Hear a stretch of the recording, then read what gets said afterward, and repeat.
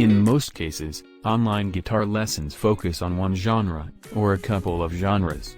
For example, this course focuses mostly on rock and pop. Some lessons are designed for players with no experience who need to get started on the guitar. Others are made to help more experienced players improve. Make sure you see what type of player a given course is designed, for new players will likely be overwhelmed by courses for experienced players, while experienced players will be bored by courses for beginners.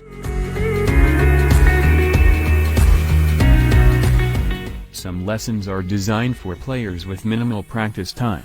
If you have more time to practice, you may want to invest in a more extensive option.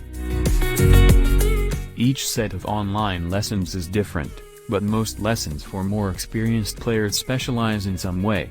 Be sure to choose lessons that align with your goals.